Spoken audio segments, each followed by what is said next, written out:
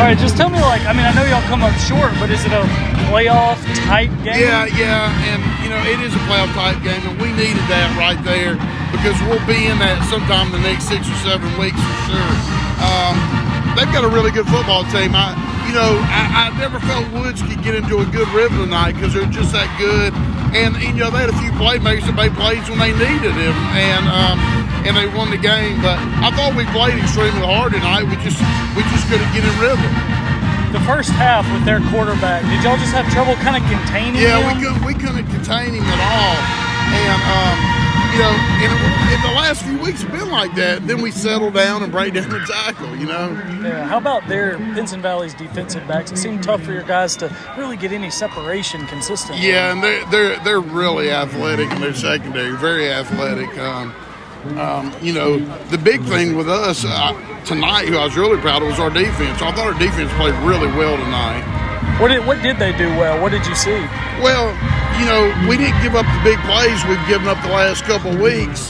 And, but a big thing, too, we missed several opportunities.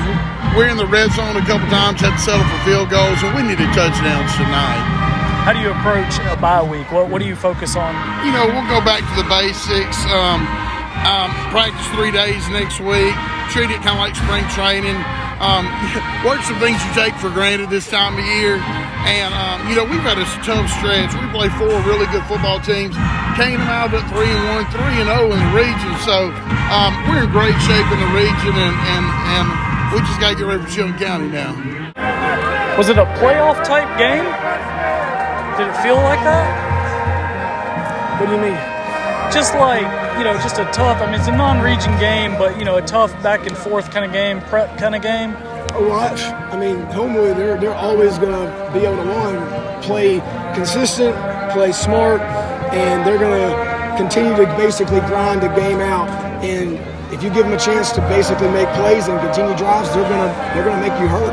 And that's what they did. I don't think they had, too many big plays, but we just couldn't.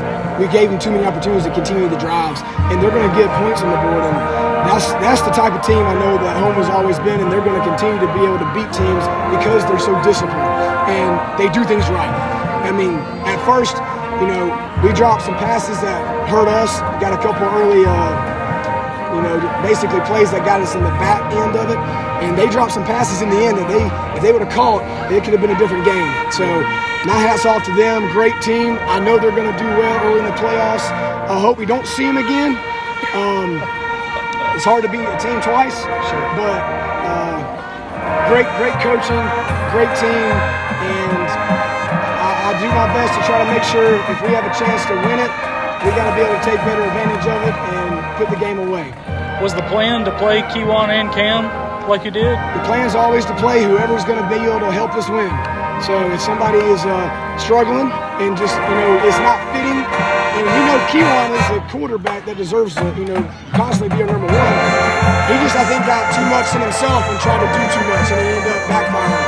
So Cam's been, exactly what he's needed to be for this entire season. He's waited his time, and we knew what we had, but we wanted to make sure we still gave Kewan that, understanding that he's their quarterback, but we got to be able to make plays, and Cam did exactly what we wanted. We got to be able to make sure we get a handoff starting off. It's probably a good way to start the second half is to, force a fumble, but I think we'll tighten that up Monday.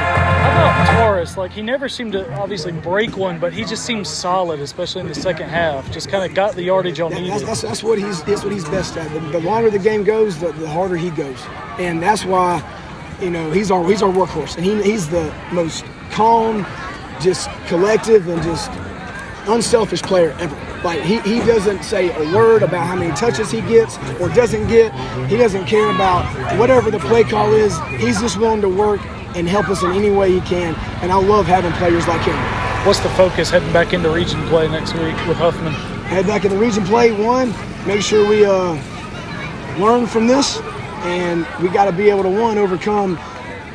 We had a few injuries going in, and so a couple key guys were out, and so we knew we had a lot of younger guys who were going to step up and get some more playing time, and we just got to make that a lot more clean. And so a lot of our guys I knew it was their first time to truly start and to have to be relied on. And we sat, both of our D linemen were taken out. So we had a lot of young guys filling in, and we're trying to, roll them around to see what we're going to have. But I'm sure the film will show us a lot that we need to see, and we'll take what we can away from it and get back into region play and hopefully get a chance to wrap up with the number 2.